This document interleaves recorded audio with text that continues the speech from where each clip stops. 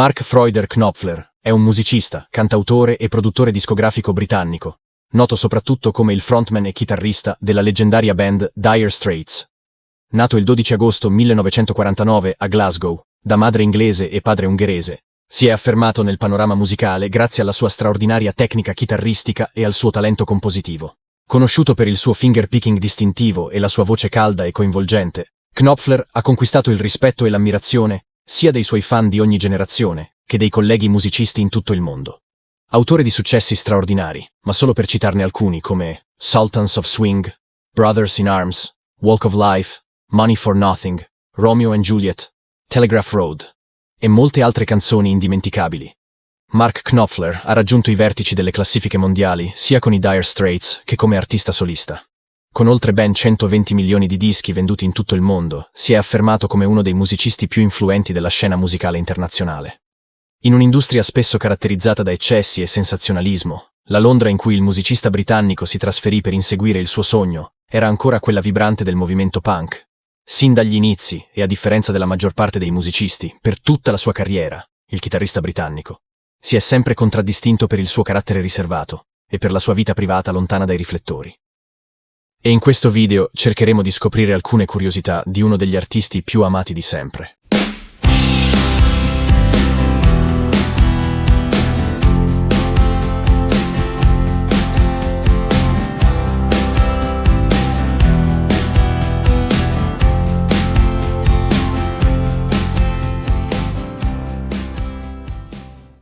Mark Knopfler è un chitarrista completamente autodidatta.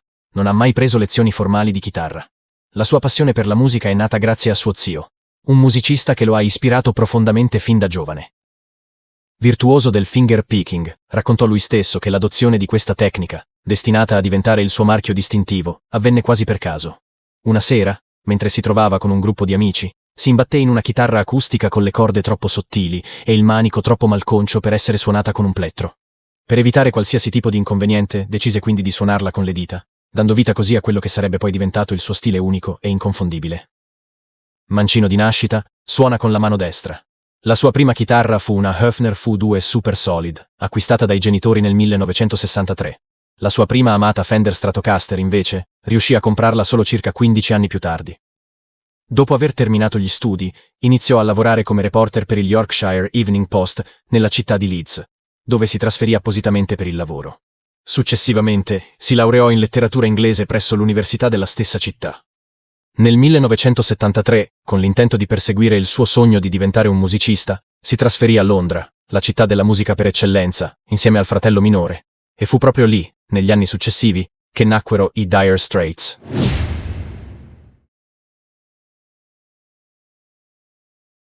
Il nome Dire Straits venne suggerito da un amico di Pick Withers, batterista della band e ex membro del gruppo The Primitives di Mal.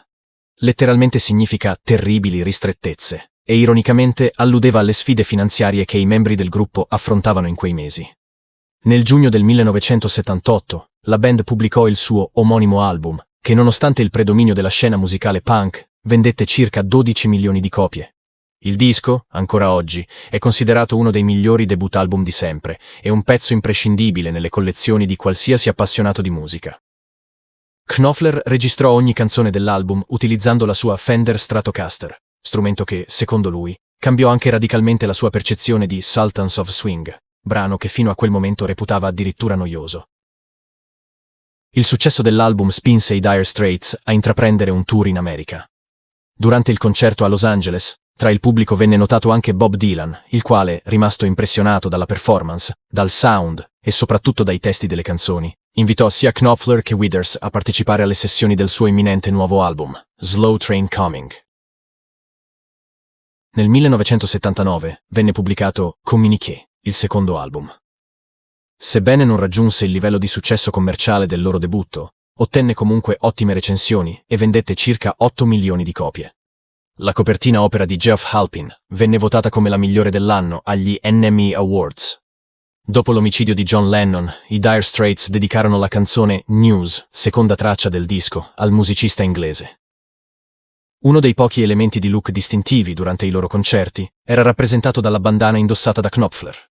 Quest'ultimo spiegò che in realtà all'inizio, la utilizzava principalmente a causa del sudore, che a volte gli impediva di vedere chiaramente durante gli spettacoli.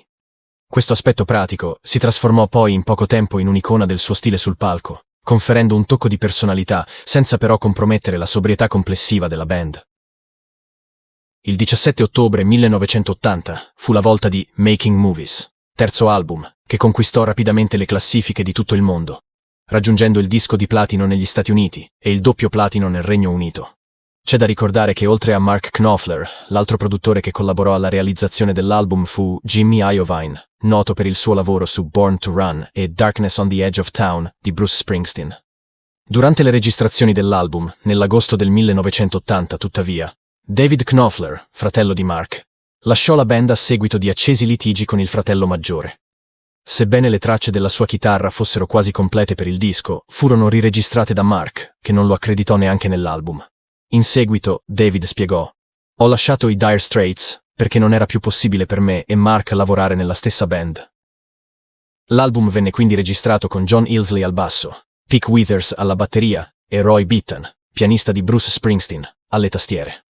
Jimmy Iovine prese Bittan in prestito dalla E Street Band e il suo contributo fu particolarmente degno di nota.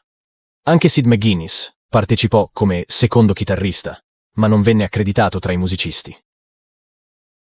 Benché l'album nel suo complesso sia stato immediatamente accolto dalla critica e dai fan come straordinario, le prime due tracce, Tunnel of Love, con l'intro di The Carousel Waltz di Rodgers e Hammerstein e il magnifico solo finale di Knopfler, e Romeo and Juliet, ispirata all'opera di Shakespeare, si conquistarono subito un posto tra le migliori composizioni scritte del chitarrista britannico.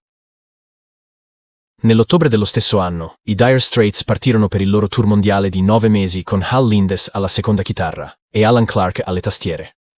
La band si esibì in oltre 100 date per il loro On Location The World Tour, registrando numerosi sold out.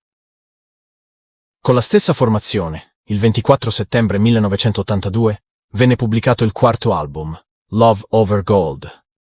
Il disco schizzò subito ai vertici delle classifiche in quasi tutti i paesi europei, tra cui Regno Unito, Italia e Paesi Bassi, e anche oltreoceano, come in Australia e Nuova Zelanda, dove rimase al primo posto per ben 12 settimane. Composto da soli 5 brani, l'album confermò ancora una volta tutta la genialità di Mark Knopfler. La prima traccia, Telegraph Road, della durata di 14 minuti, è considerata ancora oggi uno dei capolavori della band, con uno degli assoli più straordinari del musicista britannico. Così come Private Investigations, canzone che raggiunse la seconda posizione nella classifica dei singoli più venduti del Regno Unito, e che, durante il tour di Making Movies, veniva suonata dalla seconda parte in poi come chiusura del brano News.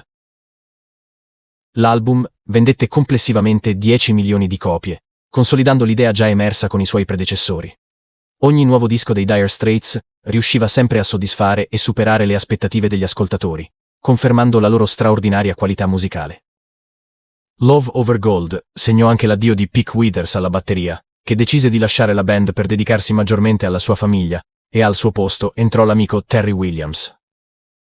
Nel maggio del 1985 la band pubblicò Brothers in Arms, l'album della consacrazione definitiva, lavoro che non solo divenne il maggior successo commerciale dei Dire Straits, ma segnò anche un punto di svolta nella storia del rock, diventando uno degli album più venduti di sempre.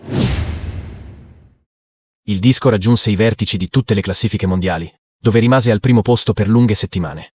Fu anche uno dei primi successi ad essere registrato in formato compact disc, e nel complesso raggiunse un totale di vendite pari a 30 milioni di copie. La canzone Money for Nothing, con la celebre collaborazione di Sting, divenne uno dei singoli più venduti della band. Venne premiata con un Grammy come migliore performance in duo, raggiungendo la prima posizione nella Billboard Hot 100. Il riff, che Knopfler suonò ispirandosi al sound degli ZZ Top, è stato inserito dalla rivista Rolling Stone al 27° posto tra i 100 migliori di tutti i tempi.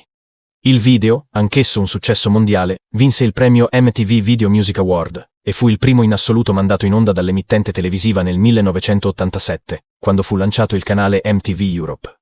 Walk of Life, invece, altro singolo estratto dall'album, diventò il singolo più venduto nella storia dei Dire Straits. Mentre Brothers in Arms è stata probabilmente una delle prime canzoni ad essere stampate su CD, contribuendo notevolmente, insieme all'intero album, all'introduzione e alla diffusione del nuovo formato, che avrebbe poi rivoluzionato l'industria musicale. Il brano, uno dei pezzi più famosi della band, fu scritto in relazione al conflitto tra Regno Unito e Argentina del 1982, ed è un chiaro manifesto contro la guerra. Il titolo fu suggerito a Knopfler da suo padre. Il successo planetario a 360 gradi del disco preoccupò non poco il musicista britannico, che successivamente ammise di aver pensato di sciogliere il gruppo in quel periodo, preoccupato del fatto che tutto il clamore mediatico intorno a Brothers in Arms distogliesse l'attenzione dalla musica, portando la gente a concentrarsi su altri aspetti. Nell'album, registrato presso gli Air Studios ai Caraibi, di proprietà del famoso quinto Beatle George Martin, suonarono anche Omar Hakim, batterista di Sting, che prese il posto di Terry Williams, e Guy Fletcher alle tastiere. Il tour di supporto a Brothers in Arms iniziò il 25 aprile 1985, alcune settimane prima dell'uscita dell'album, e terminò il 26 aprile dell'anno successivo. Durante questo periodo, la band si esibì in oltre 20 paesi e 118 città, totalizzando 248 concerti e raggiungendo un pubblico di oltre 2 milioni e mezzo di spettatori. Uno dei momenti più memorabili del tour fu la partecipazione al leggendario Live Aid, il 13 luglio a Wembley, dove suonarono Sultans of Swing e Money for Nothing, con la straordinaria collaborazione di Sting, regalando al pubblico una delle performance più entusiasmanti dell'intero evento. Quegli anni furono un periodo molto produttivo per Mark Knopfler, che non solo firmò la colonna sonora del film La storia fantastica, ma collaborò anche con numerosi artisti di spicco tra cui Bob Dylan, Tina Turner, Randy Newman, Brian Ferry, Sting e molti altri. Inoltre, insieme al tastierista Alan Clark, partecipò anche al tour mondiale di Eric Clapton. L'interesse nei confronti della band, tuttavia, iniziò pian piano a diminuire, andando controcorrente rispetto a ciò che probabilmente desidera il 99% dei gruppi, ma in perfetta coerenza con lo stile di vita e la visione musicale del chitarrista britannico. Per lui, infatti, il troppo successo divenne una sorta di problema personale. Si sentiva distaccato dal mondo del business e, come affermò lui stesso in un'intervista, negli ultimi anni eravamo diventati una struttura gigantesca. Durante i tour mi capitava di mangiare con persone del nostro staff che non conoscevo nemmeno. Mentre a me sarebbe piaciuto stare un po' a casa con i miei figli e dedicarmi a ciò che so fare meglio, ossia scrivere canzoni. Considero i Dire Straits come un luogo meraviglioso da visitare, ma non in cui fermarsi per viverci. Nei 6 anni successivi all'uscita di Brothers in Arms, i Dire Straits non pubblicarono nessun nuovo album. Tuttavia, l'11 giugno 1988, la band partecipò al Free Nelson Mandela Concert a Wembley, evento che vide la partecipazione di molti altri artisti e band di rilievo, tra cui Whitney Houston, Simple Minds, Sting, Joe Cocker, Peter Gabriel e molti altri ancora. Poi, quasi a sorpresa e dopo anni di silenzio, nel 1991 i Dire Straits annunciarono un nuovo tour mondiale e l'uscita di On Every Street, il loro sesto album in studio. Il disco, pur non raggiungendo le vendite straordinarie del suo predecessore, fu comunque un grande successo. Raggiunse la prima posizione nelle classifiche di molti paesi, tra cui Regno Unito, Italia, Francia, Svezia, Norvegia e Nuova Zelanda. Le vendite superarono i 15 milioni di copie. La canzone che diede il titolo all'album venne estratta come singolo e presentava sonorità che ricordavano molto quelle dei Pink Floyd. Il tour mondiale, che iniziò alcune settimane prima dell'uscita di On Every Street, si estese per oltre un anno e superò le 200 date. Questo tour segnò anche l'ultima tournée di sempre dei Dire Straits.